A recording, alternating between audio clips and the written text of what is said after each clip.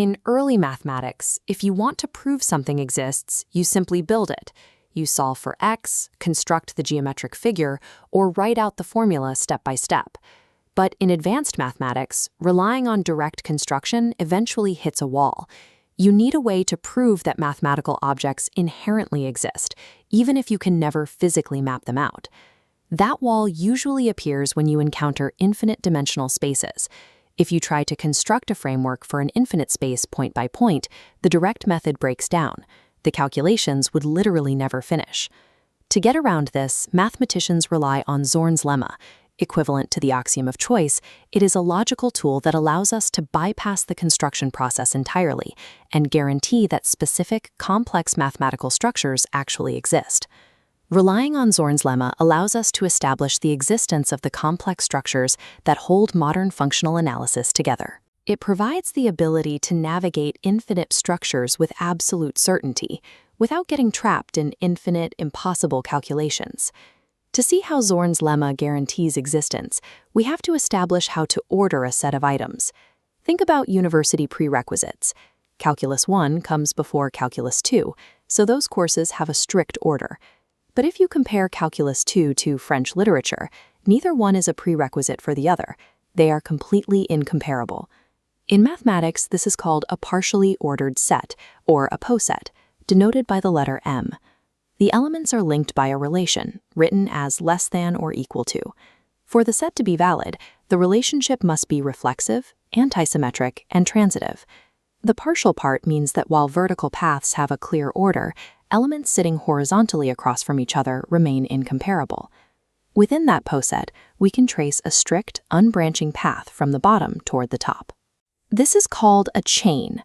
Because it never branches out sideways, every single element inside this chain can be directly compared. Following that chain upward, we identify an element sitting above every node in that sequence. We call that an upper bound. Defining these chains and their upper bounds within an infinite set is the mandatory structural prerequisite. Once we map these out, we can mathematically prove that an object exists right at the boundary of that set. A common mistake is confusing a global maximum with a maximal element. A global maximum is a single point strictly greater than everything else in the entire set. But a maximal element is simply a point that has nothing strictly greater than it. Because of incomparability, a set can have several independent maximal elements at the top of different branches. Keep in mind, some sets have no maximal elements at all.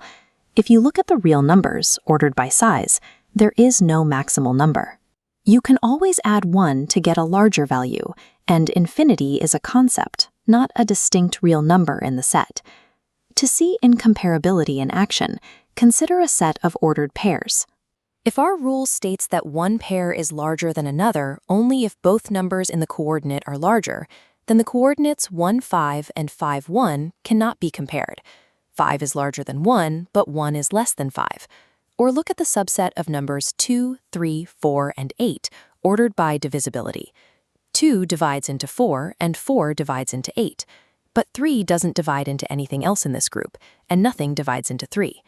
Because no arrows leave 3 or 8, they both act as maximal elements for this specific subset. Seeing that a structure can have multiple local maximal peaks rather than one global maximum clarifies the exact mechanism of Zorn's lemma. We can now state Zorn's lemma. If every chain in a non-empty partially ordered set has an upper bound, then that set must contain at least one maximal element. Let's apply this to a famous problem, proving that every vector space has a Hamel basis. We start by gathering every linearly independent subset of our vector space. We organize them into a poset, ordering them strictly by inclusion, meaning smaller sets are contained within larger ones. If we pick any chain of these subsets and take their union, that union naturally acts as the upper bound for the chain. Because every chain has an upper bound, Zorn's condition is satisfied. The lemma guarantees that our poset contains a maximal linearly independent set, which we will call B. Here is a quick thought experiment. Imagine a vector z that sits entirely outside the span of B. What happens mathematically if we take z and add it to our set B? Adding z would create a strictly larger independent set, but Zorn's lemma established that B is maximal. meaning no larger independent set can possibly exist in the space. If no more vectors can be added to the set without breaking its independence, it means every vector in the entire space must already be a linear combination of the vectors in B. By definition, this means B spans the space. This exact same non-constructive logic applies to Hilbert spaces.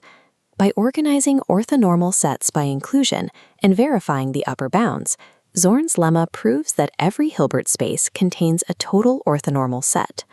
As you move deeper into analysis and algebra, you will see this logic repeat. It acts as the engine behind the Hahn-Banach theorem for extending linear functionals, Tychonoff's theorem in topology, and the proof that every ring has a maximal ideal. To use it yourself, always verify these 4 components. First, define your partial order. Second, identify your chains. Third, prove every chain has an upper bound. And finally, use Zorn's rule to extract your maximal element. If this breakdown helped you navigate the logic of functional analysis, hit like and subscribe. Drop a comment below if there are other theorems from Kreyszig or Rudin you want to see visualized step by step. With a firm grasp of posets, bounds, and chains, Zorn's lemma functions as an indispensable existence tool for modern higher mathematics.